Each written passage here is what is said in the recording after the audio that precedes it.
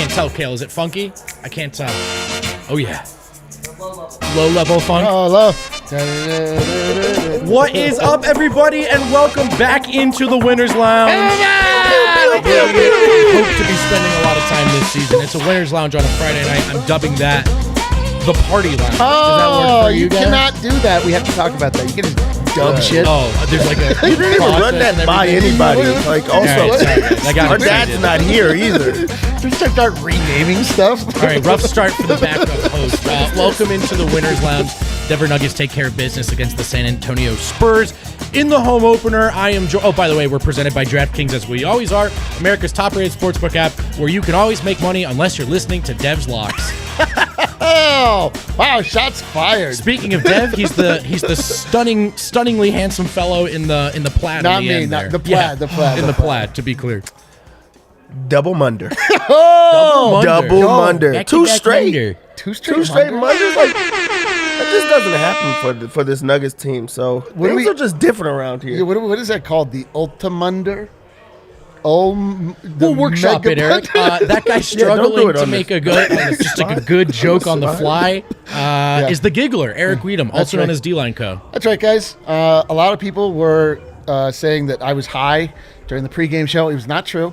I just have a zest for life and have very squinty eyes. I can confirm that's just Eric's energy. That really is just his energy. But yeah, guys, plenty to talk about. Fun game. I mean, the Nuggets, we didn't see that complete effort that we saw in the first game. We did see an MVP effort, and the Nuggets got the win. I want to ask you guys your big takeaways, as we usually do. But fellas, let's put a little twist on it. Why not? No dad, no rules. So this time it's whose man's is this edition? Whose man's is this? Dude, we're going so we all gave super producer Kale our big takeaways, but we didn't tell each other what they were yet. Okay. So there's only 3 of us, so the math game's going to be fun. But Kale, put the first one on the screen, and let's find out. Big takeaway: the Denver Nuggets defense is not effing around. Oh, I know whose this is. I know whose man's this is. I know whose man's this is. It was Dev. It was Dev. You don't know this as well as you thought, D-Line. Dude, double munder? Like, they're not here to play around, really. I didn't think you had a penchant for swears. I thought that was that's where Brendan lived. Yeah, he's a very aggressive person, and I've been hanging out with you guys a little bit too much, so it's starting to wear off. But really, this team they're locked in. They're engaged defensively. They're not getting as much scoring, so why not be that type of team? This is the team that they've wanted to be. This is the team that fits Jokic, really, being able to slow the pace down and then just have him just go and be the best player in the NBA with guys backing him on the other end. That's if they get that all year, you buy a lot of time for Jamal Murray to get back. We're going to hear from Harrison Wind later. Back for everyone at home wondering, he's going to have the update from Ball Arena. But, Dev, let's guess. They didn't play very well offensively, but they won through defense. We get Happy Malone tonight, right? Oh, he's going to be ecstatic. Everything about him is just going to be up, happy. What really can you say? You could just say something. You got to say something about the turnovers. That's what he'll say. Yeah, you got to try to find something. Oh, he's going to talk about Monte. Right. But not he will talk turnovers. The energy in the first half or something like that. He might rip into the starters tonight. Thank the bench for that second stint. Look at this new background that Malone is answering questions in. It's not just in the hallway. Like you're talking about the TV that no one can see. Okay, yeah. Well, I know, but Harrison Wind presumably is in the presence of that's right. This new. That could be him asking a question right now. Oh man! All right. I've got a question, Kale. What is our next big takeaway? Let's see. Let's see. Super producer Kale. Who's the Nuggets have a lot of ways. That's Harrison. That feels like a Harrison. Yeah, where's Harrison? Yeah. Let me see. I'm going to do a little power of deduction. If Harrison isn't here. I'm going to go. No, you know what? Actually, I'm going to switch mine to Dev. I think that's Dev. Nope, that's wrong. It was me. It was me. Listen, we saw the Nuggets with that complete, Aaron Gordon post-trade deadline. Everyone's in on it. Lot of ways to score kind of win in Phoenix. We saw an old school, no one else had it but Jokic tonight game. Here's the deal, though. Jokic is the MVP, the reigning MVP. Yeah. And so he can do that. And I think more often than not, or maybe more often than in the past, we're going to get those all-around performances like we saw in Phoenix. Now, they were particularly focused on that game. But you forget that it doesn't have to be this complete all-around effort when they don't show up, when they stumble out of the gates, maybe when they don't take their opponents as seriously as they should have. I don't know if that's the case tonight. The MVP rescues them, and my goodness, did he rescue them tonight. Adam is hyped. Yeah, by the way, we're joking when we say he's like on vacation. He literally had to be somewhere. He would be here if he could, but we don't miss him that much. No. So yeah, what do you guys think? Jokic, MVP, able to rescue the day? I mean, there was a time where the Nuggets could only win maybe one, maybe two ways, and now I just feel like, especially when Jamal gets back, but even now, there's different ways they can beat you. Yeah, having your team play like a C-like performance and still be able to beat another NBA team, that goes a long way. And you talked about it, winning in different ways. How do you prepare for a team where they have the best player in the NBA right now, in the MVP, and then other guys, they just kind of have to figure it out. That's not a game where, like, if you're not watching that game and you're just kind of guessing, you're not going to say Monte Morris is the second leading scorer in a game. Right. You're just right, not. Right. And they win that game. Right. So just having that type of ability and then also being able to slow the other team down and stop them completely, yeah, they win in a lot of ways. That was a good take. Hey, thanks, Dev. Hey, thanks. Eric, the jig is up. Just tell what's your big takeaway? We can pull the graphic up. Yeah, so, I want to get the graphic up. We might as well make Kale work. He is here. Nikola Jokic is the best thing on planet Earth. So Eric has moved on from player to thing. Yeah. Like just like noun, like person, place, or just noun. Yeah, that's right. Yeah, that's right. He has formerly was the top human, but I felt that was limiting because there are things that are greater than human beings here on this earth. There's some people would say gold or potentially the emotion of love. Nikola Jokic, greater than all of those things. He's the best thing on planet Earth, and I can't be talked out of this. I'm going to guess that was. Oh yeah, let me see. Who was that? That was Eric's. That was Eric. Also, no one in the chat believes me at all that I'm not high. He really isn't. That really does. And by the way, I know when he is, and that does happen. Not here at work. Honestly, though, I don't want to go. I mean, we're going to analyze the game, but I just want to do. This is almost more of a pregame sort of talk, but I always forget, man. I mean, I know how much I love to watch Jokic play. I know how fun and exciting it is for everyone. But I feel like it doesn't matter if you've seen every second of this guy's career, every minute. He finds a way to make you laugh out loud. If not, the smiles, the joy, but also just laughter, cackling. Oh, my God. You can't get used to it. You can't get used to this guy. Dude, every now and again, when we feel like rubbing elbows with the common folk, we'll go downstairs. We'll watch the game amongst the fans, our people, our homies. We just sit with like random people and we just laugh with strangers when Nikola Jokic does something like run into the chest of Jacob Poeltl and crumple him like a piece of aluminum foil, and then just like make a weird, awkward shot that doesn't touch any part of the rim or net. Dude, imagine needing to look aesthetically pleasing to dominate. No, we were joking. Like he made a shot, and I'm like, I think that's what it would look like if a literal goat made a shot. That is an Eric joke. If you gave it to a goat, that's what it would look like. I think that's what makes me upset about my pick of the night, because he had a haircut. He was going against the Spurs. What were you thinking? What were you thinking? Did you see the suit pregame? In the suit, he dressed up for once in his entire life. He didn't dress up for his own wedding. He decided to dress up for this game and then just dominates in that type of fashion. Like that's just insane. But this was a game from Jokic where we got to see a different side of him. Not like different, but just like it makes you like go back to remembering how good he was, because the passes were there that you haven't seen in a long time, where he's just trying things out on the court. That pass to Michael Porter Jr. If Michael Porter Jr. makes that, that's in every highlight reel that you could think of. Dude, and you can't even blame him for not seeing that one coming, because who the hell even tries that pass? Who thought that was coming? I'm actually giving credit to Michael Porter Jr., who does not catch the ball, to actually catch that ball. It was kind of forced in his hands where he had no choice. But then also just the kick shots, the flip shots, the throwing it over his head. He's just trying to challenge himself in different ways. It's almost like the more awkward his shot looks, the more I'm like, that is cash out of his hands.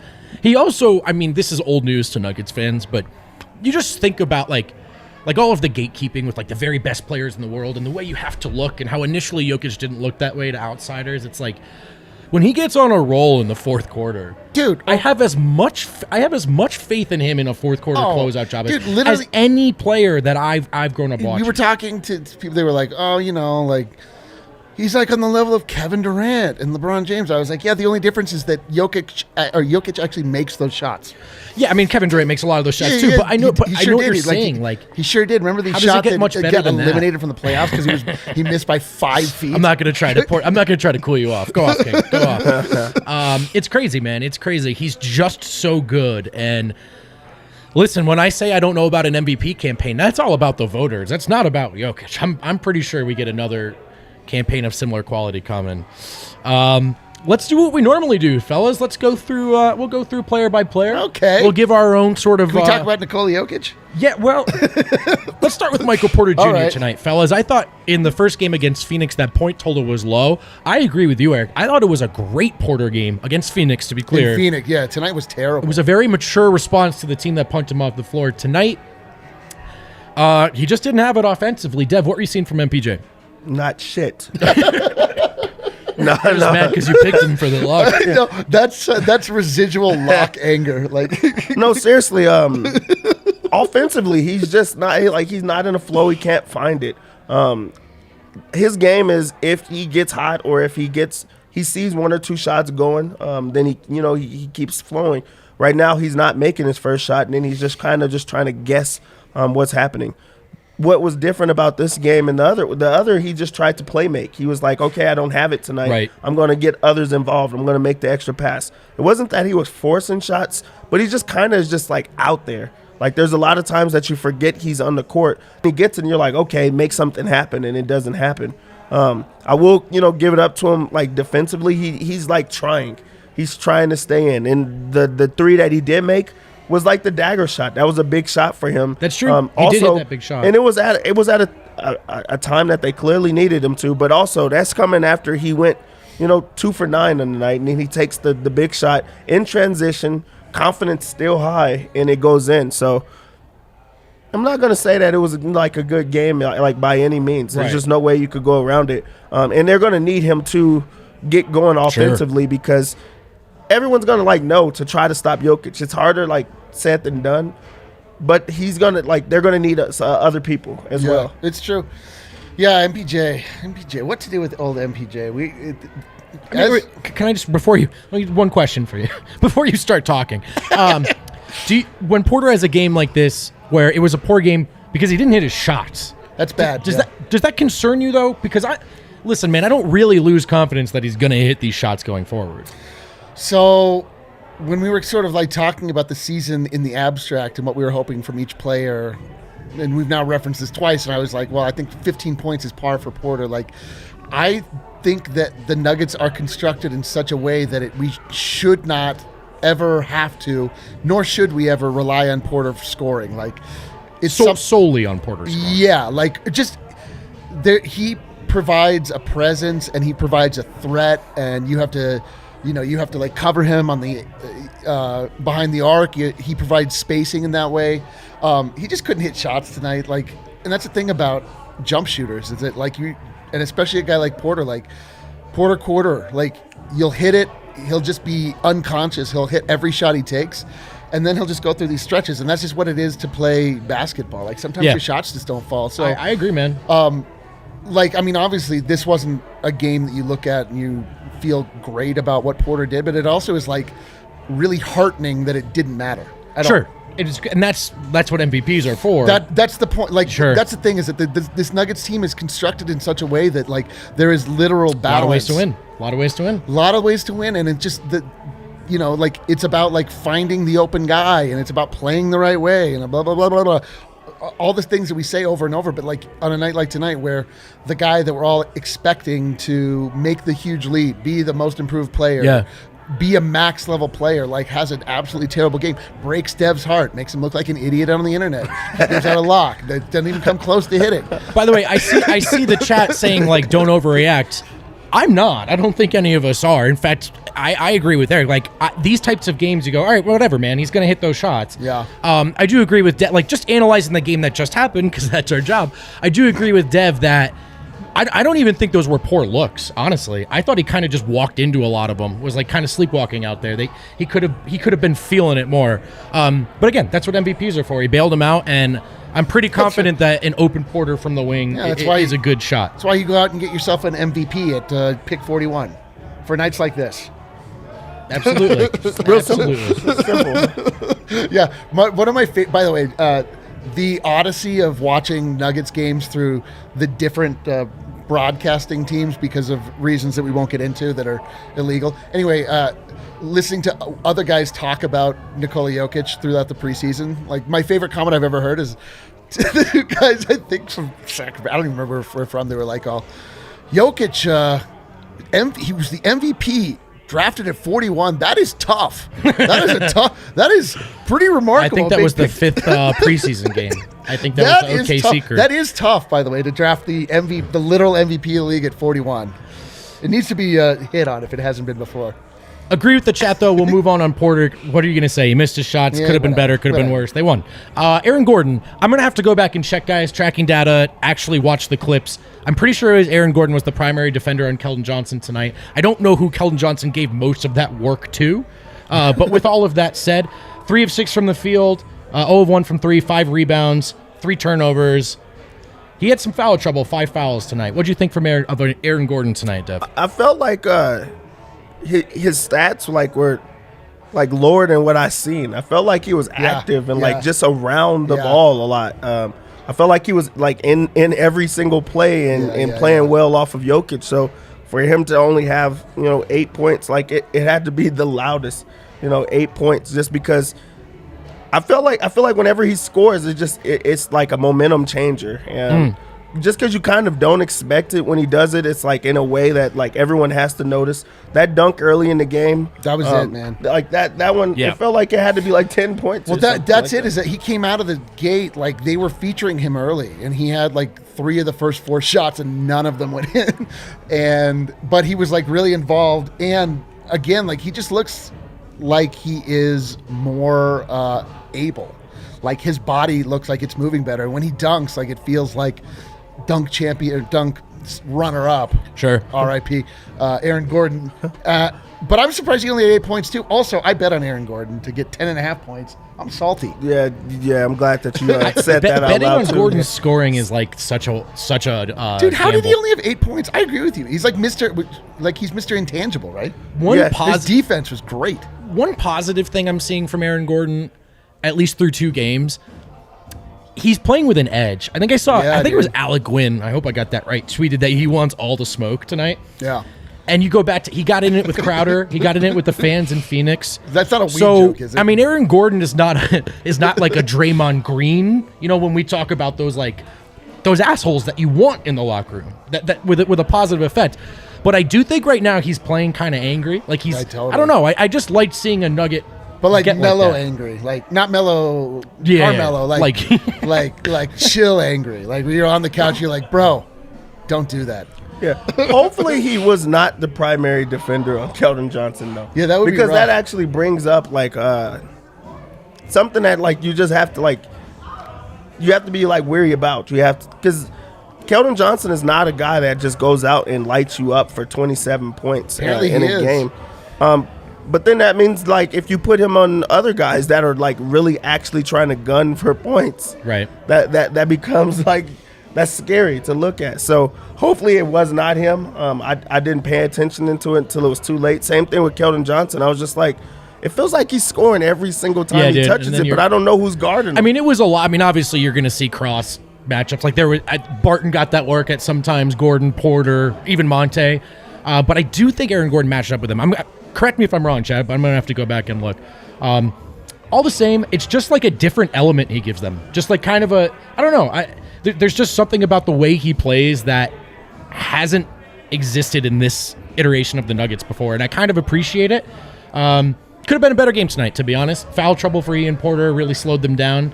But I'm going to say it probably after every player's name evaluation tonight. That's what MVPs are for. That's what Jokic is for, baby. Dude, why did we even play? Why was this game even played? When Jokic walked in the building with that suit, with that haircut, The rest of the 2 hours that followed were literally just a waste of time. They say the game is played on the floor, right? Not on those stat And they're sheets. wrong. They're wrong. It's played in between the area between the bowels. Between your car and the locker That's right. room. We saw that the other night when Russell Westbrook showed up looking like I he knew was a you'd get member to of this Scooby-Doo, and the Lakers lost, and that's how you know. By the way, since this is a hype chat, a party lounge, if you the allow, party lounge, dude. Little Birdie telling me, and by Little Birdie I mean the internet, Lakers are down 22 to Phoenix in the end of the third quarter. No, right now. that's Also, the number one seed, the Lakers. Streets are saying that AD and Dwight Howard got into it on the bench. no. The streets are talking to you? You hate to see it, but that's what I'm hearing from the streets. I saw a clip on the internet. I don't know if you saw the same clip on the internet, but it looked like AD pushed down Dwight Howard, which is actually remarkable because I've never actually seen AD 32. do something where he himself did not fall down afterwards. Sorry, I didn't mean to interrupt you. Excuse me. It's a 32-point lead. 32. Wow. That's against a team that the Nuggets just beat, right? Oh, wow. Huh, that's interesting. Hate to see it. Anyway, moving on from bad vibes to immaculate vibes. We talked about him plenty, but let's just do a little more. Nikola Jokic, 14 of 19, 73% from the field, 2 of 2 from deep, 2 of 3 from the free throw line, 16 rebounds. He's the king of the game, of course, presented by DraftKings Sportsbook. Dude. Use code DNVR when you sign up. He's the king of the world. Love that shot, Kale. Good picture choice. 16 rebounds, 7 assists, 3 steals, 1 block. He did turn it over 6 times. You get that with Jokic when he's experimenting a little bit. Always it's been in the first quarter. Yeah, back-to-back games. He's kind of gotten a little loose with it in the first quarter, but you can do that when you come down on fourth quarters and do what Jokic did tonight. What a man. What a man. How many rebounds did he have again? 16, and I'm glad you asked me that because I almost wrote this in the grades before I realized it sounds kind of dumb. Jokic's rebounding is almost taken for granted. Like, he's almost underrated. By me, that was my lock of the game. Lock of the game. And just like the importance of it. I mean, it's a stat that you can count it in the stat sheet. All right, someone filled it up. But you also see a lot of rebounds throughout a game that, like, how consequential were they? 3 guys were in position. How many Jokic rebounds come in big moments of the game? Maybe he was out of position. He found a way to tip it up to himself. Not only tip it up to himself, but at an angle that starts the outlet, starts the fast break. Of all the ways this guy dominates, we almost don't talk about this enough. He is elite and nothing less on the boards. He's tipping it to himself. He's just like trying different things. He's keeping plays alive. He's really coordinated to be, a 7-footer. He's so coordinated. Like, the coordination is like what stands out. And then he starts to break after. And once he starts to break, you can just see him just like looking around and just generating like what he's going to do next. Coast to coast finishes, zip passes to the corner. He's taking a lot of chances. That's why we're seeing he is taking chances. We're seeing the turnovers. But also, with him taking 19 shots tonight, first off, efficient. 14 of 19, made both of the 3-pointers that he took tonight. But he also turned down like 6 shots. He's just like, you know what? That's too easy. Let me go in there and give you a little bump and still score. Make sure that you guys feel it and put some pressure on Poeltl. Let's just start calling him different stuff. Put him into some foul trouble early. Yeah, man. Yeah, that's a good point, Dev. Jokic is just on top of he's on top of the world. Because Poeltl ended up having a pretty good game. I think he did a lot of that on the glass, at least anecdotally off my head, a lot of putback dunks and stuff. But he was, to Dev's point, Poeltl was 7 of 9 tonight, 15 points, 8 rebounds. Excuse me, but if you're, Dev said right after the game, why didn't the Spurs play him more? Only 26 minutes. Jokic really cut that first stint short. It's exactly what happened. He got in 2 fouls, or foul trouble right away, 2 fouls right off the bat. And then, although it started off slow, Jokic started off this game slow, which is crazy because of the way that it ended up. And Poeltl was kind of like dominating him. Not dominating him is the wrong word, but like it was at least like holding his ground like very admirably against Jokic early on. And I was a little nervous for my lock of the game, Jokic rebounds, which hit, Devs did not hit.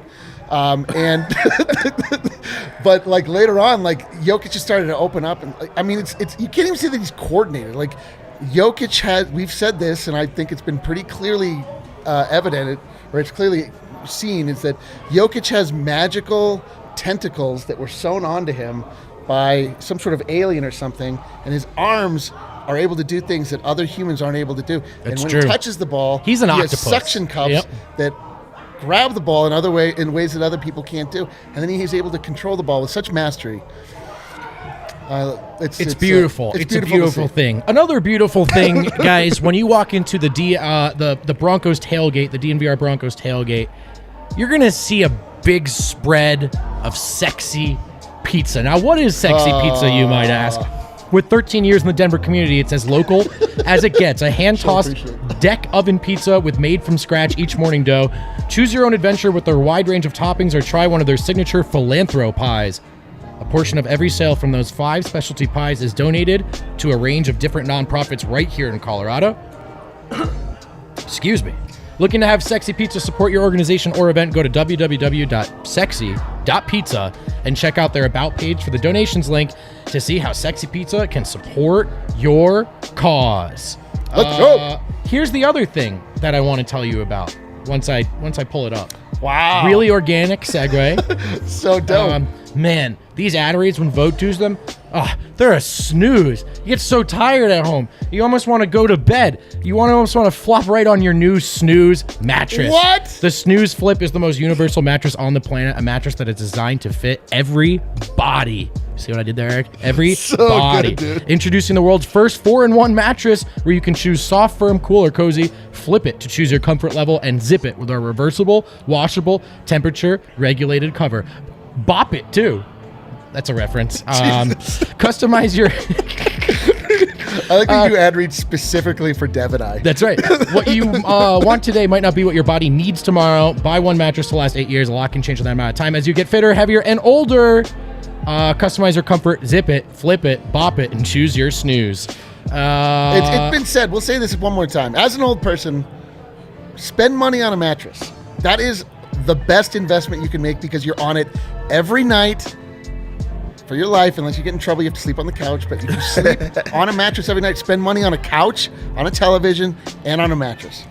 I was going to let Eric do reads, but I didn't want to be mean to him. Do you want to do this? No. The next one? All right, no, cool. I don't want to do it. Listen, we're not telling you about Stu's mattresses just for fun. We're telling you because we're a partner, and if you use code DNVR, you receive $250 off a mattress and $250 off with an adjustable base. Queen mattresses savings $500 with adjustable base.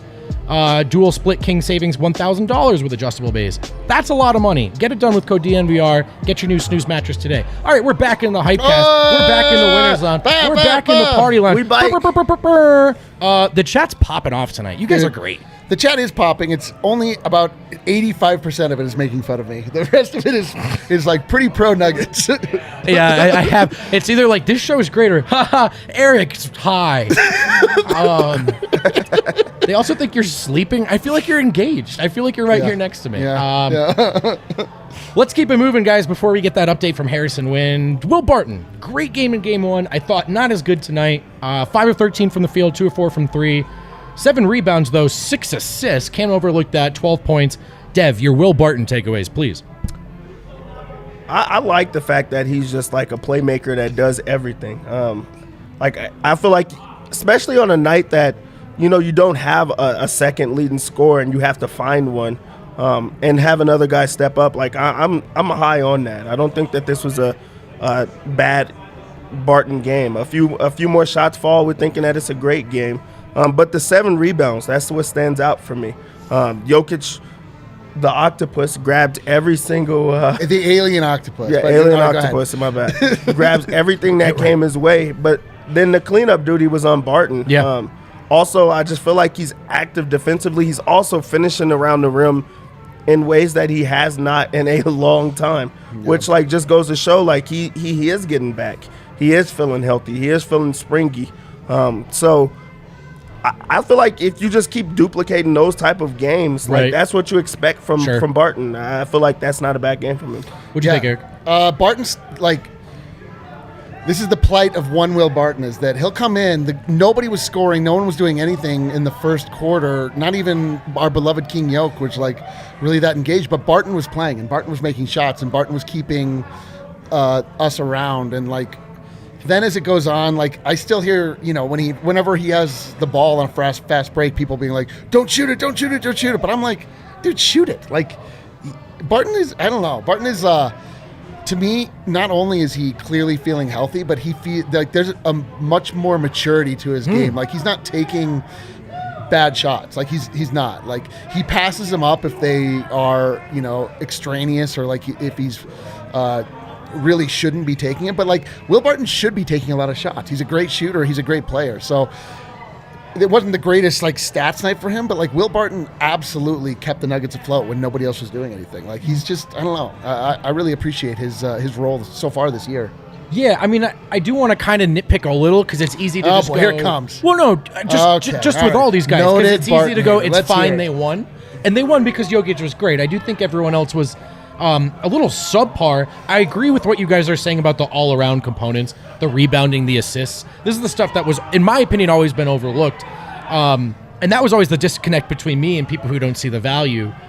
The one thing I do agree on is sometimes, like, you get the good with the bad, right? You need, for a player to be able to score like Barton does, he needs to be aggressive and confident enough that you get 1 to 2 shots you wish you didn't get.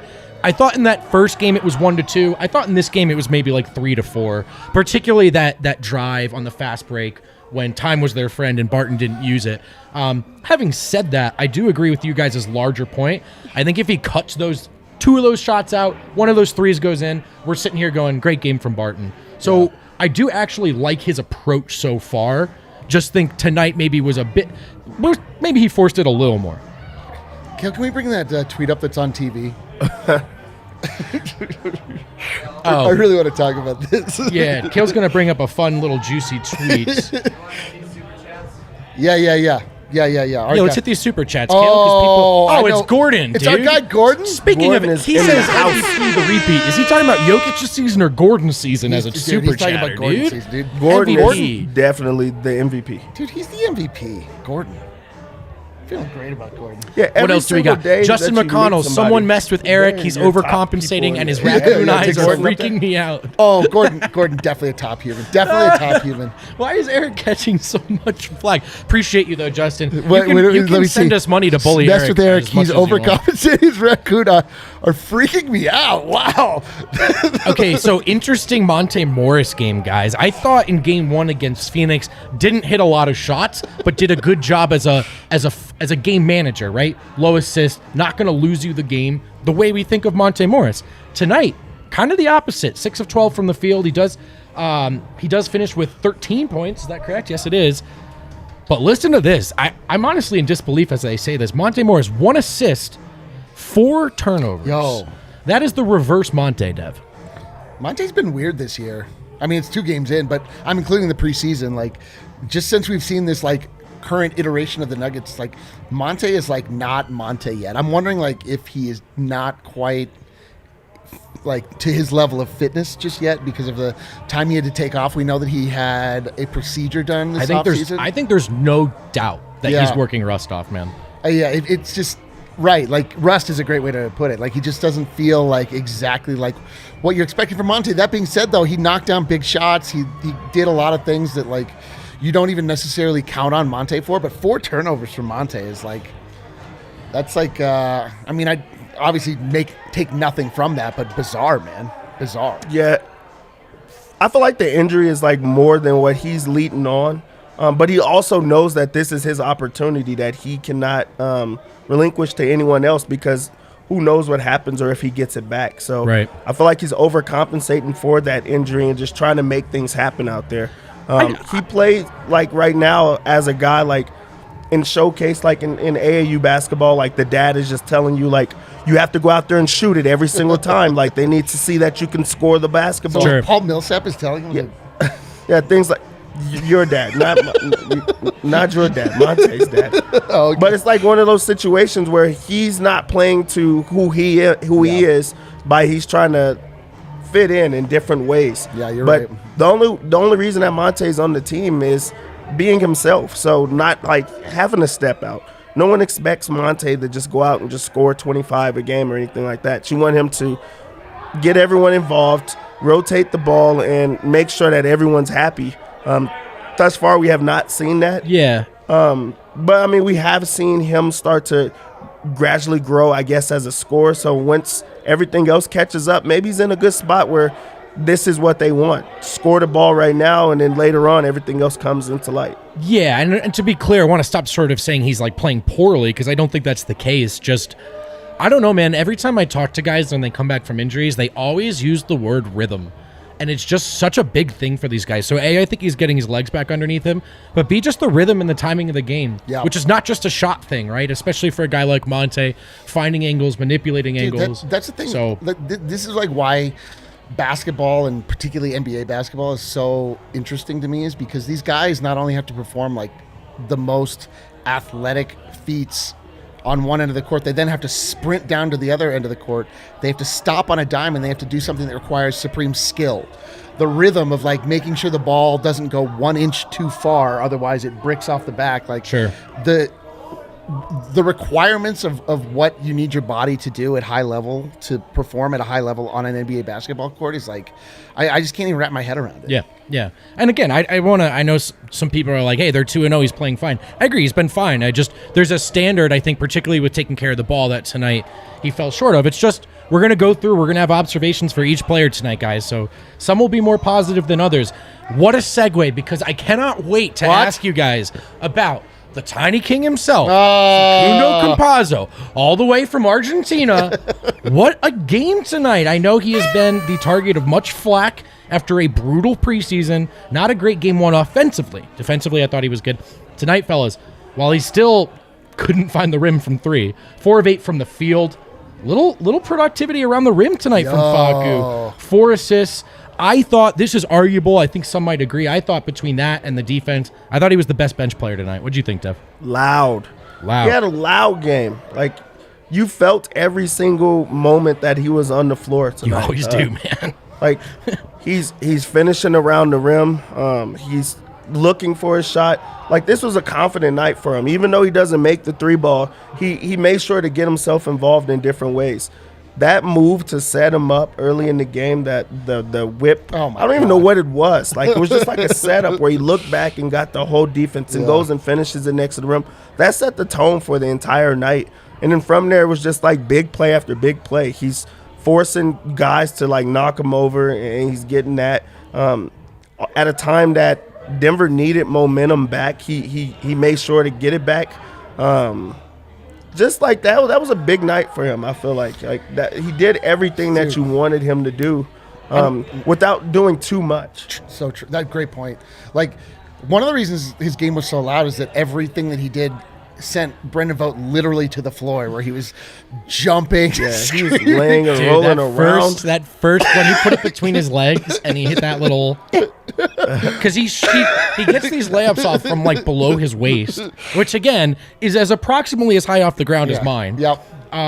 Yeah, Tiny King shit. I actually did fall to the ground. You're right. More than one time.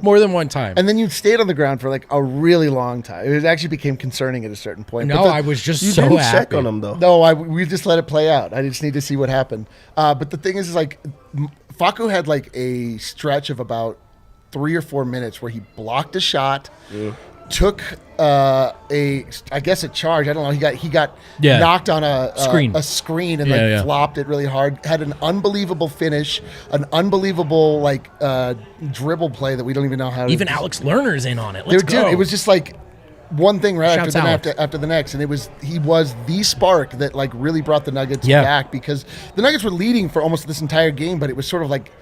It was like sleepwalk leading. It was like more like they were ahead by default. He never sleepwalks, does he? No. Good or like, bad? It was because one team has to be ahead for the most part. And so the Spurs were even worse. But Facu came in and he gave us all the spark. You specifically knocked you to the ground. It was great to see. Oh, dude, it's just awesome. I honestly thought, like, I didn't think anyone...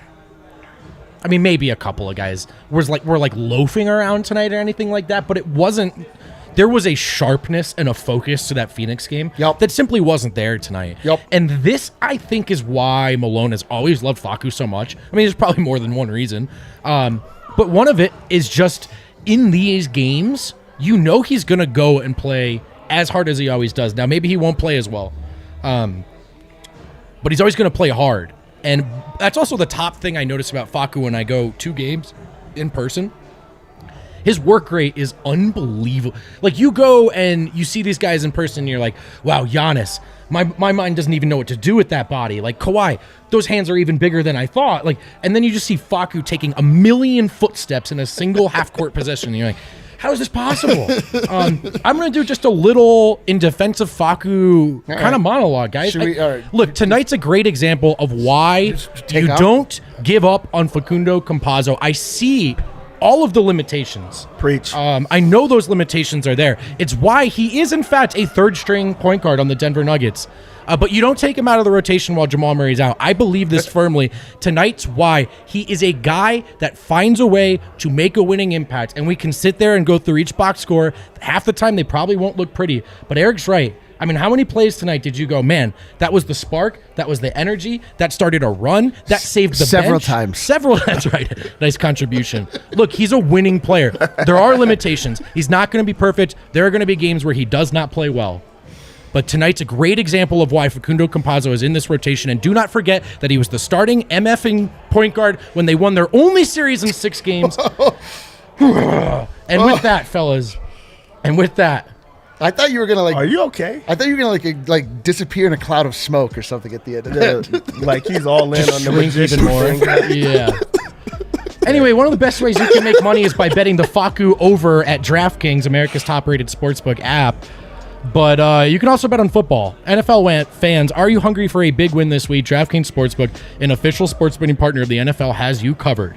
New customers can bet just $5 on any NFL team to win their game, and if they do, you win $200 in free bets. Wow, that's really dope. Winner, winner, chicken dinner. It's that simple. Here's the other thing. If you're really into sports betting now, DraftKings Sportsbook customers can also get skin in the game with same-game parlays. What is that? You combine multiple bets from the same game for a bigger payout. Easy, fun, more cash in your wallet. 3 thumbs up. If you don't feel like you know how to do that, how to gamble to such a degree, might I kindly and humbly suggest that you check out the DNVR Bet Show on the DNVR YouTube channel, released as a podcast on the DNVR network, featuring the Kings, RK, and Andre the Giant, a new nickname I gave him just now. Oh, wow. Download the DraftKings Sportsbook app now. Use promo code DNVR. Bet just $5 on NFL team to win their game and win $200 in free bets. If they win, you win with promo code DNVR this week at DraftKings Sportsbook, an official sports betting partner of the NFL. Must be 21 or older. Colorado only. New customers only. Restrictions apply. See DraftKings.com/sportsbook for details. Gambling problem? Call 1-800-522-4700. Eric, it's time to make beef business your business, baby, because we're still in business with the best in the beef business. Holy smokes. Hassel Cattle Company, also known as Wagyu, also known as that blue-collar beef, also known as that damn good beef. So damn good that you can now get it at the DNVR Bar. We revamped our menu. It's awesome. The food's delicious. We strongly recommend these burgers made with delicious Wagyu beef. But if you're trying to get that stuff in your house, in your freezer, in your I'm trying to make an order. Who's in with me? personnel kitchen, Vogt? I am. I'm trying to get some beef in my life, bro. I'm trying to get a ribeye in my life. Sausage, hot links, whatever. We'll link up, bro. Hassel Cattle Company is the absolute best source for farm-to-table Wagyu beef in the country. 4th-generation cattle farm out of Texas. They ship all over the beautiful U.S. of A. All over the U.S. of A. And if that sounds appealing to you, use DNVR 10 at checkout. You're going to get 10% off. No, not the first time, Eric, or the second time, or the third time. Every single time. Every time? We brought you damn good beer. Now we're bringing you damn good beef. Hassel Cattle Company. Let's go, dude. Best in the beef business. And it's just an all-star lineup of ad reads tonight. I'm over here honking like a goose, Eric, because I got to tell my friends watching on YouTube all about Strava Craft Coffee. I can't find the read, but that's fine because I think I know this one off the top of my head by now. Use code DNVR25. You're going to get 25% off your purchase. But also, sign up for their subscription service. You're going to get 20% off your shipment, every single shipment. You choose what that shipment is, what dosage, what flavor when it comes to you every 2, 4, 6, 8 weeks. If you like odd numbers, you are shit out of luck. If you're a first-time user, Strava is now offering a 25% code to our listeners, DNVR25, the delicious CBD-infused coffee. Change your life, keep coffee in your life, but cut that IBS, that anxiety, that just jitters. Get them out of there with Strava Craft Coffee. All right, we're back. Okay, what's the deal on Harrison Wind? Is he joining us anytime soon? All right, in that case, we're going to talk about more players. How does that sound, friends? Let's do it. Oh, Super Chat. Super from Chat. Nighthawk. From Nighthawk. Dumb story incoming. Great start, Nighthawk. My favorite stories start with, this story's going to suck ass, but you're going to love it. Kale, I can't see it really quick. You showed it to us. I know, you've got a lot to do. We get it, Kale. All right, dumb story incoming. Watching America says on Game Show Network, they asked, where do nuggets come from? Denver wasn't an answer. Why you got to bring down the vibes with a story like that? Listen, we appreciate the $5 all the same. Nighthawk, you're a real one. DNVR super member. Nighthawk is super the realest. homie. Nighthawk is the realest. Hold on, that's what she wanted to tell I know. everybody on the She show. spent $5 to tell us that. Listen, don't shame the super chat. We appreciate them. We appreciate them. That should have been the answer, though. I do agree with it. Dev, I'm curious for your thoughts on PJ Dozier tonight. About 22 minutes played, 3 of 6 from the field. I like 6 shots for PJ. I mean, it's not. Sometimes I think we're wary of PJ doing a little too much. 7 points, 3 assists. What do you think? I like when they just put him on a guy to slow the guy down. Yeah. Like, that just matters, especially right now when they look like a real good defensive team. He plays a big part of that. Also, like not taking a whole bunch of shots, but also being involved in the offense and being able to score the basketball. I wouldn't say at will, but I feel like he's consistent. When he shoots the ball, it goes in. But just his defensive presence is just so big for the Nuggets that it doesn't matter if he scores or not. He's just going to be involved in the way he defended. It just kind of forced other guys to have to step up. That's when you get a big night from like Keldon Johnson or someone else because you put PJ on their main guy and it just kind of slows them down. What do you think, Eric? I mean, he didn't stand out that much to me, if I'm being honest. Like, he just kind of had a composed evening, I suppose. I don't know. Like, he just was so... the bench, I will say, just as a blanket statement, was not the liability that it was in the first game. Like, there wasn't really a stretch in this entire game that I felt like we were hapless like we were before. I mean, they were not... There was like a little bit of a lull, but it wasn't second half, But it wasn't like... it was like they gave up. The lead was like 11, and they let it slip to like 5. Yeah, there was some bleeding in the second. But to your point, Eric, the bench's first stint, they actually grew the lead. Yes. That the starters had built, which is always encouraging. Might say more about how the starters played tonight, but all the same, Campazzo, Dozier, JaMychal Green, we'll get to here in a second. Oh, yeah, dude. They stepped up. Dozier, I want to shout him out for actually like fading into a game in a good way. Like sometimes I make maybe too much of a deal of his chaotic energy, and you're right. Tonight he was solid. It was just solid. It was like a total Dozier game, right? 1 for 3 from deep. I still think the shot looks good. I mean, I don't know if we're ever going to see him hit 40%, but just like mechanically, right, Dev? Doesn't it look better out of his hand these days? Just looks free also. Like I feel like when he does take the shot, I think he knows he's starting to become a player that knows when to take those shots, knows when the offense can run through him. And when you are confident in your shot and it does look mechanically better, you shoot it and it opens it up. Guys have to step out, and that's when he gets to his comfort zones of attacking the rim and using his size against second unit's guards. Yeah. And I don't have any PJ thoughts. I'm like, what can I say what to say about a man? We can move on. So composed. We can move on. Okay, cool. Sometimes that's how a player's game goes. You know? I know. I probably won't give him a grade tonight. Not that he did anything to deserve. Just you're not going to do everyone every night. Some guys just fade in. Yeah, deal with it. JaMychal Green stood out a little bit. I mean, not like a terrific game, but 4 or 5 from the field, 80% from the floor, 10 points, 3 steals, 2 rebounds, 1 assist, and Dev, finally, a thunderous dunk. He landed it. It went in the rim. That's the part that no one is talking about. I feel like he caught an honorary body tonight. Yeah, it wasn't like he wasn't on a player, but it was like with such force and with such vigor. He went up expecting the contest. He caught tonight an honorary body. And Dozier, like, he thought that it was a body. He did the kid thing where he taps his head because it's like, he dunked on your head. You know, like, it's really childish. I love when people do it, especially grown men. It's kind of cool. But I feel like that was a really good game for him. I really you don't see games where JaMychal's going for 10. I feel like he doesn't play enough. So to give him more minutes and then he makes the best of those minutes. And then he also gives you the lob threat. It wasn't even only that dunk. Right. Him and PJ Dozier's connection where Dozier just throws it up and JaMychal has just a vertical dunk.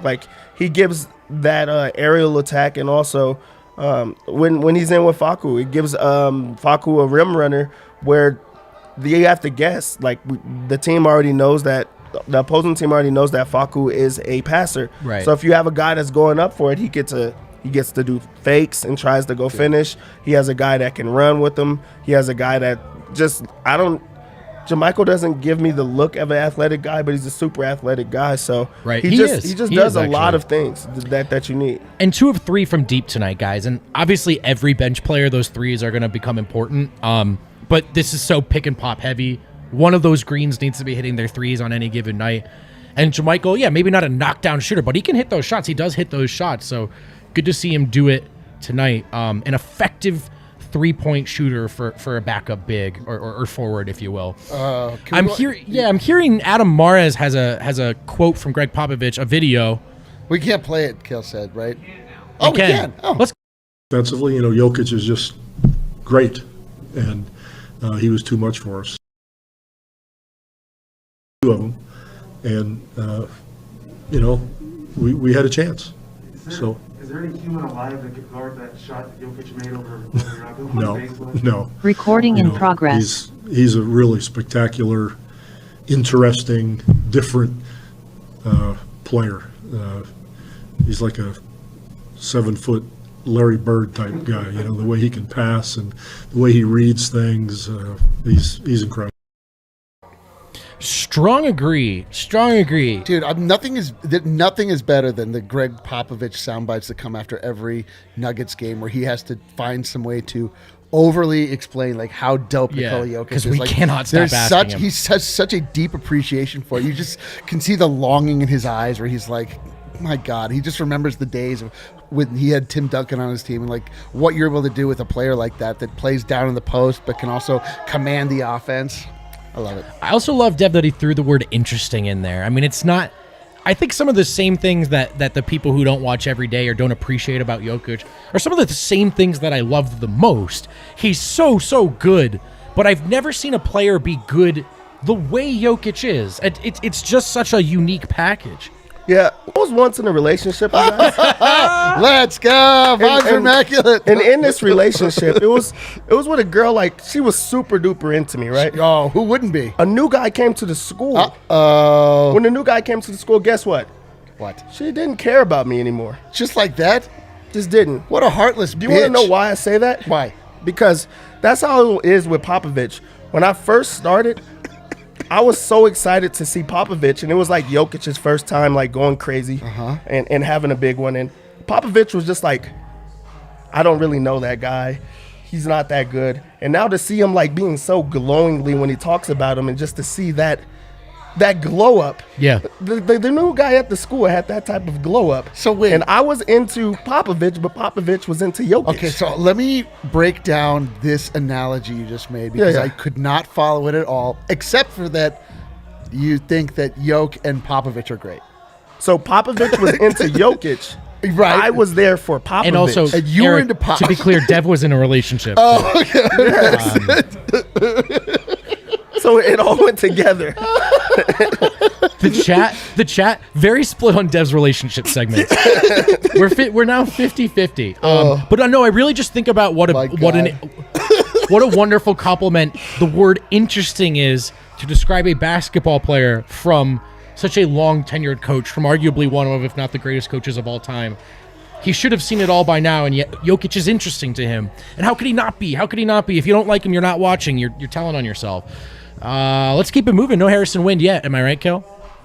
Look at you tap dance. Look at you tap dance. Where's Harris? Dude, I've never been on this side of the fence. Is this what it's like when you're waiting for me? We still have a guy that we haven't talked about. Yeah, let's keep going. Well, we got 2 guys. These are the less fun guys. Why you got to bring up Rivers, bro? Let's start with Jeff Green.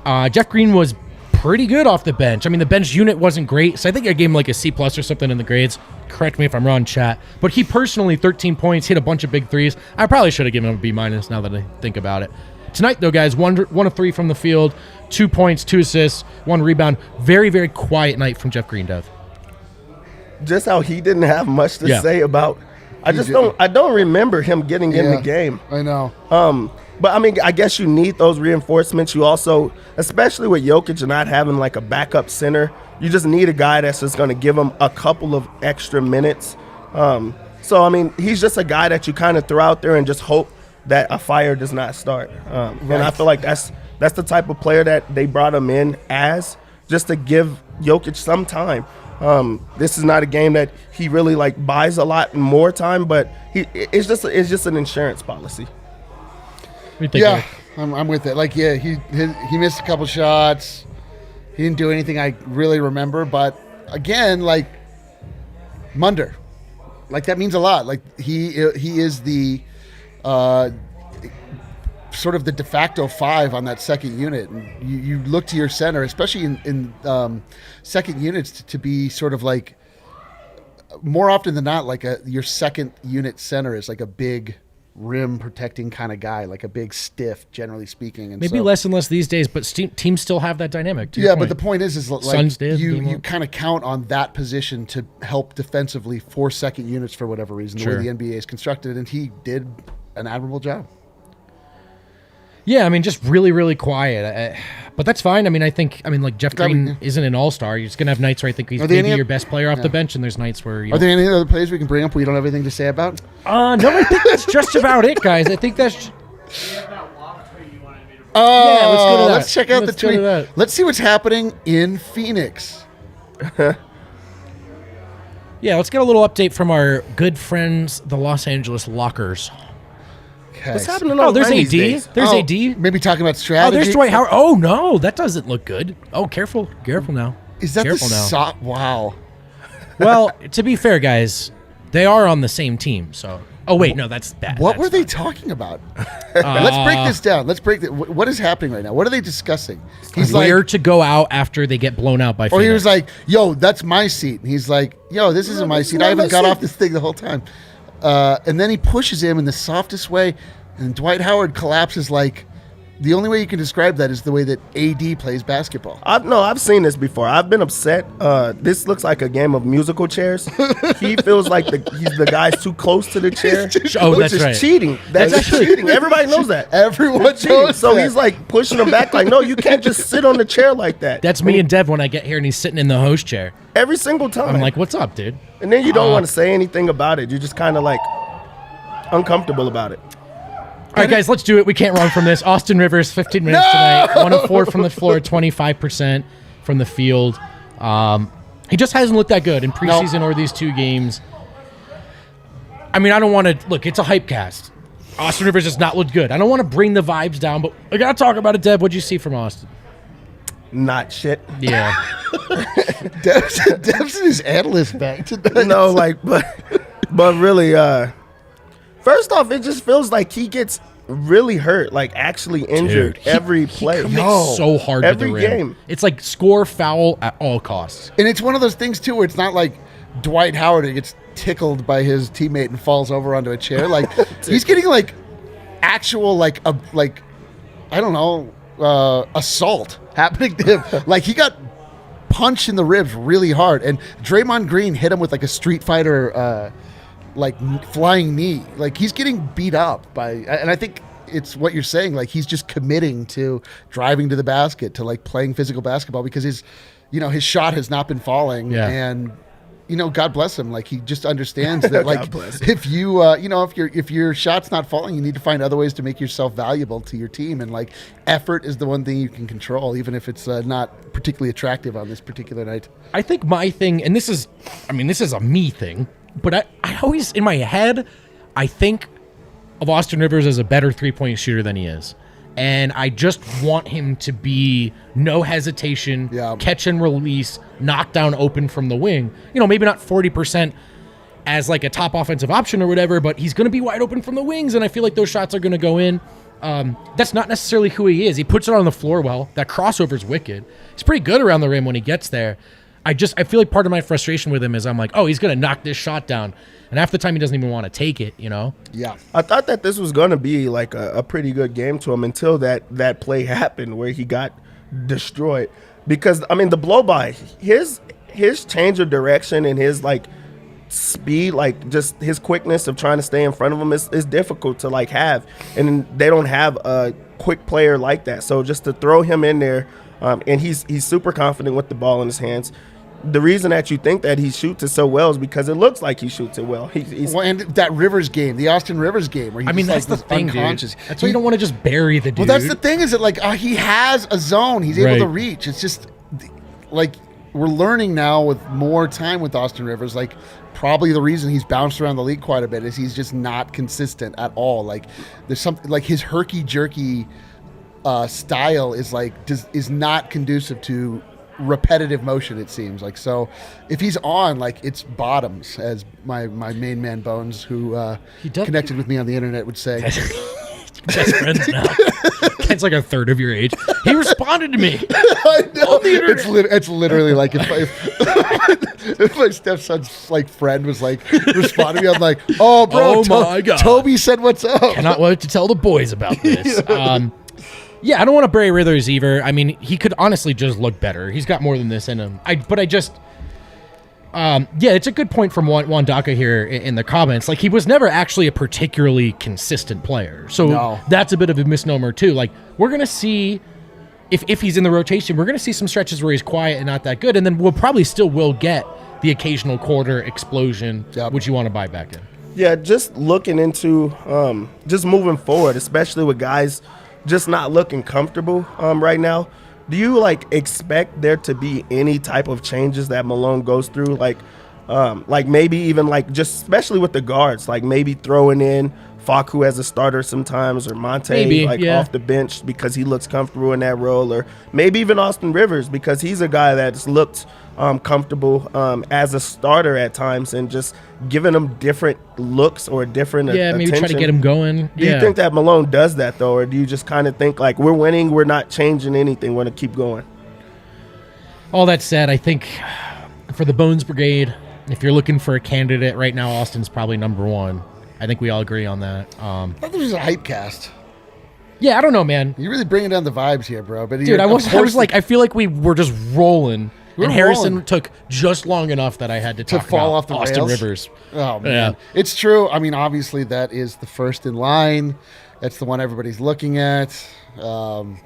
Especially on a night like tonight where Facu was playing so well. I mean, those are the two that you look at for potential Bones minutes. Right. We're on Bone Watch, bro. All right, let's hype it back up. Nuggets 2-0. Nuggets 2-0. Dev, 1 through 10. How confident are you? Let's say Denver Nuggets play tomorrow night. I know they don't, but let's just say they play tomorrow night. We're just playing that game. How confident are you, scale of 1 to 10, that they're going to get a win? I'm really high on the Nuggets right now, and it's more so the fact that they have the best player in basketball, but Facu. Also they have what? Oh, Jokic. Yep. There we go. They also have something that I just have not seen since I've been covering the team. They have a real good defense that that's not even their identity. Like they're not going out and actively talking about becoming a better defense. Like, I actually haven't even heard Malone talk about that. He wants it, but that's not something that they keep transition talking defense. About. He's talked about a lot. Yeah, but of course you have to do that. Yeah. But that's not their identity. That's not who they're saying they want to be. They're saying that they want to get out and run. They want to get out and try to score. They have the team that is built for scoring, but also now they're starting to become a defensive team, and they're holding teams under 100 points. So yeah, I think that that's serious. So I think that they could win a game if they play tomorrow. Oh, here's a breaking story from one Adam Mayers in the chat. I think it's Mares. Says LaFonso Ellis coming on to Keeping It 1000 on Monday. If you guys saw the episode with Kenneth Fareed, it was fantastic. Good. It was very good. I don't even like saying nice things about Adam. That show was great. It was great. George Karl and some of his former players, LaFonso Ellis not being one, there's just something really, I don't know, especially with Manimal, it was touching to just listen to the two of them reminisce about, the experiences they had. I'm curious what LaFonso Ellis has to say. I mean, for a lot of people, before he hurt his knee, LaFonso Ellis was on pace to be everyone's favorite Nugget of all time. So I'm really interested to hear him. It's going to be great, man. It's going to be great. Eric, the question the chat's been waiting all night to hear. How high are you on the Denver Nuggets? So I can't believe we ever doubted the Nuggets. That's right. Will they lose a game? That's the question. That's the real question. Are they all good, Eric? Let's look at let's bring up the schedule. Let's find the first loss for the Denver Nuggets. Well, now that we just said that out loud, it's next game, because I've been doing this long enough to know that we can ruin things by speaking. Let's see here. Let's look here. So, let's see. Who the Denver Nuggets play next? Do we know? Let's see. Game box. It's Cleveland. Cleveland. That's a win, right? So, okay, so we go full schedule here. Look at this. This is good podcast material. We're all just looking at our computers and quietly typing. Versus Cleveland at home. Is that a win or loss? It's a win, baby. That's a win. All right. At Utah. That's the next game. And it's a back-to-back. That's probably... All right, Hypecast over. That's going to be a tough one. That's going to be a tough one. Having said that, if they win that one, I will get real obnoxious on the air. How about that? And then on top of that, they have some time off. They have a couple of days off after that. So you try to just hurry up and blow out Cleveland so that you can rest your starters and get them ready for the Jazz. You beat the Jazz, you get 2 days off, to just rest before you got to get ready for the Mavericks on Friday. Do we have any update on Harrison Wind, Kale? Jokic shocking right now. Great. What do we do? What else do you got, Eric? Eric, what are your weekend plans? Let's see. The weekend just started. I'm going to watch the Denver Nuggets on Friday. That's pretty tight. It's going to be a win. Not going to watch the Broncos. Thank God for that. That's already out of the way. I have the weekend all to myself. I'm probably going to do some combination of sleeping and working. What about you, Dev? Weekend plans, buddy? That's super lucky, like the sleeping portion. I look forward to that more than I really realize. It's the wildest. Yeah, you realize, every time we have the or every time there's somebody to bring onto the set, and Dev, people are like, "Why do you always kick Dev off first?" Dev is like, "Oh, I'm going to bed right now." No, that's Dev volunteering himself to go home. I cannot wait to go to bed. He doesn't even wait till the show ends. He just goes. Fake caring about me. Like advocates. Make sure that Dad stays. No, Dad wants to go. I'm sure the people in the chat, I'm sure we're the last ones to know, the people in the chat now. But update for everyone, just for fun. The Los Angeles Lakers lost tonight to the Phoenix Suns. 115-105. Tough scene. You hate to hear it. Let's look around the association, fellas. The New York Knicks, big win over the Magic. No surprise there. Charlotte beat Cleveland. Let's take a look at this box score. This is great podcast stuff. How did LaMelo do? 17 points, 6 assists. Okay, all right. 14 rebounds for the old friend Mason Plumlee. Meso. Mason Plumlee's a good player, man. He is a good player. He actually was very unfairly maligned. Thank God, man. Thank God. Dude, let's get out of the association. Be like, do you remember when he would reverse dunk it? All right. Waxing we are finally ready. Here we go. God. The half zip? The king. Oh, dude, you he look looks like you're comfortable. Jesus, We've dude, been waiting all day, and this guy's doing high salutes. Looks like Jokic walking into the arena. My God. Harrison Wynn, what's up, brother? How are the vibes in Ball Arena tonight, my man? Vibes are awesome. Vibes are awesome. Opening night's always so fun. Yep. There's just a different energy in the building. Just a different feel. And they got the win tonight. It was great. Bones gave the pregame address to the crowd, which I thought was notable that it was Bones doing it. Yeah, it was fun. It was a fun night. Who'd you hear from tonight? I mean, I guess housekeeping, right? Take us through Malone and then the players. We're already pretty deep in win, so I'm just going to give you the floor, brother. Yeah, I can imagine. Malone He's like, yeah, I had to wait said, too. Good win. Obviously, a lot to clean up on, and that was honestly one of my big takeaways from tonight. I thought Denver played like a C+ game. Agreed. This was not a good game for the Nuggets. They shot 30% from three. They turned it over 21 times. Nikola Jokic had a monster game, but didn't really get much help. I think Monte Morris was the second leading scorer with 13 points. Right. But obviously a lot to clean up. But the thing is, like, Denver can play a C game and still beat a team in the Spurs who's not a great team, but they're well coached. Right. So I just think that's a takeaway. You can just kind of go with the MVP, and he'll probably get you a win. I thought this was an interesting comment from Malone. I think he was kind of joking, but kind of not. He said some guys get frustrated when he calls play after play from Nikola. I think he was actually kind of joking, but I don't know if there's any truth to that. Huh. Wonder what you guys think about that. Yeah, we'll have to hear the audio. That's interesting. I can't imagine that's really true, because it usually works out, but I digress. Yeah. And then he said they better get used to it because that's not going to change. Malone talked about Michael Porter Jr. not having a great offensive night, but staying engaged defensively. I agreed with that. I thought, it's kind of been a bit of a running theme these first two games where Porter can't get really involved continuously on offense, but he's staying engaged in other areas, it seems like. And then the bench. We were wondering if there was going to be a change with the bench, if Bones was going to play. It was Austin Rivers again. And from Malone's comments, he's definitely sticking with this bench going forward. He thinks they're going to get better the more reps they get together. And he wants it to be a defensive group that just gets stops and runs. Right. With like Facu, PJ, and the two Greens. They did that a bit in that first group. Sorry, go ahead. Yeah, we're just going to see that bench group from here on out, or as long as they keep getting wins. And we saw that right in that first stint win. I believe they actually grew that lead when Jokic went to the bench, right? The first half they did. The first half, I believe they outscored the Spurs. It was like 17-15 or something. And then the second half, I think they were a minus, but they didn't give up the entire lead. Right. So a better night from the bench for sure. All right, who'd you hear from player-wise tonight?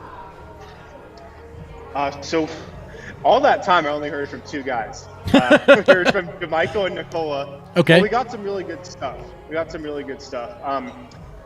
JaMychal Green just came out and said he thinks Nikola Jokic is going to win MVP again. Hell yeah, dude. he just goes, that guy's going to win another MVP. I asked him about that one-handed slinger he had that Michael Porter Jr. wasn't ready for in the corner by the Nuggets bench. JaMychal Green said he heard the wind coming off of that one. He said he learned that pass from Facu as well, JaMychal Green said. Ooh. I don't know how much learning Jokic is doing, but that's cool. Yeah, it was other guys. Like a Facu-type sidewinder pass, though. True, that is true. Pass. What a needle he thread, yeah. There's also something that is happening in the Nuggets locker room. You know how University of Miami has a turnover chain? Yes. You guys familiar with that? Indeed. There's a defensive chain that has started with the Nuggets. Oh, I love this. It's a chain that I'm told Michael Malone had the idea for, and it gets awarded to one player after each game. Not necessarily for stuff that is on the stat sheet. Right. That's part of it, but also stuff that doesn't show up in the box score. Will Barton got it after the first game. Nikola Jokic got it tonight. Oh, wow. That's great, man. Yeah. And I kind of thought Jokic has played two pretty good defensive games. Good point, man. His rim protection looks good. I've been impressed. But, yeah, keep an eye on the defense chain. He has, but that's one thing we probably haven't talked about enough. I mean, he's so good in so many ways, but he has been much better defensively. That's awesome, man. And then you heard from Jokic as well tonight, right? We did. He had some great stuff. He kind of went on about JaMychal Green, and we know the bromance between Jokic and JaMychal Green. Jokic said last year that he hopes JaMychal's his teammate forever. Remember that. Jokic goes, I love playing with JaMychal, but sometimes I'm kind of scared of him. If I shoot it, I don't know if he's going to yell at me. That's awesome. We don't think of JaMychal as a vocal guy from here. He looks pretty quiet, but that's funny. For sure. And then JaMychal Green also had this comment about how Nikola Jokic, just his pace that he plays with is so unique, but so deadly at the same time. And Jokic was asked about that, and he pretty much said, I really think because I'm slow, that pace fits me. Players aren't expecting it. Everybody's so fast and quick and can jump so high in this league. When they've got a guy that's the total opposite of that, just nobody's expecting it. So he thinks that's why it's been effective for him. And then he was talking about Facu, how Facu's a great leader. He's a great warrior.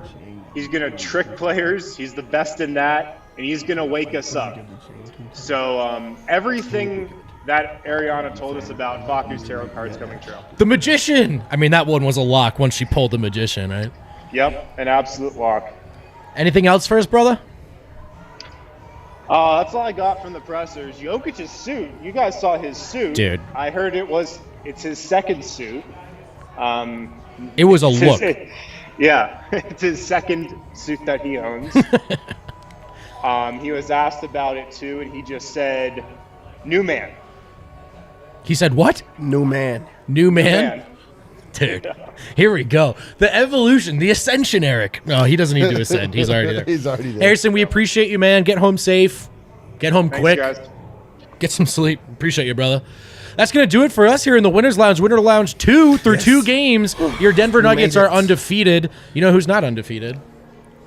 I don't know. A bunch of teams that aren't the Nuggets. Can't relate. Wow. Incredible. Wow. So you set yourself up for something you didn't have the answer to. That's right. We'll see you guys on Monday. Another Winners Lounge? Maybe?